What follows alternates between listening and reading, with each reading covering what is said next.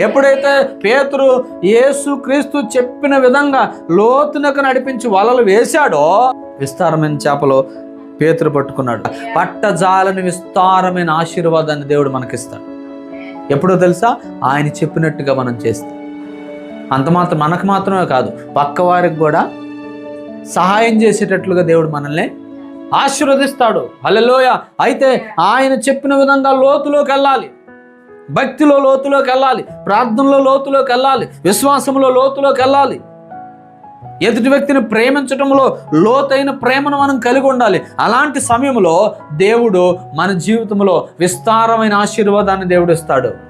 హల్లెలూయా. మనము లోతులోనికి వెళ్లకుండా ఎప్పుడు అదే ఒడ్డున, అదే పైపైన, అదే పైపై భక్తి, అదే పైపై విశ్వాసం, అదే పైపై ప్రార్థనలు చేసుకుంటూ వెళ్తే మనం విస్తారమైన ఆశీర్వాదాన్ని పొందలేము.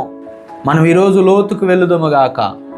ఆమేన్. హల్లెలూయా. లోతులో దేవుడు మన కొరకు దాచబడిన ధననిధులను మనము పొందుదుముగాక. ఆమేన్. హల్లెలూయా. మనము లోతులో ఉన్న వాటిని పైకి తీసుకురావాలి. పై వాటిని మీరు వెతకొద్దు, లోకంలో ఉన్న వాటిని మీరు వెతకొద్దు, లోకానుసారమైన ఆశీర్వాదాన్ని మీరు వెతకొద్దు. దేవుడు మన కొరకు చేప నోటిలో దాచింది పొందుకోవాలి. మనం ఈరోజు దేవుడు మన కొరకు లోతులో దాచిన దాన్ని పొందుకోవాలి. ఈరోజు చాలా మంది దేవుని దగ్గరకు వచ్చి ఇంకా పై భక్తి మానివేయుదుముగాక, లోతైన ఆత్మీయ అనుభవాల్లోకి మనం వెళుదుముగాక. హల్లెలూయా.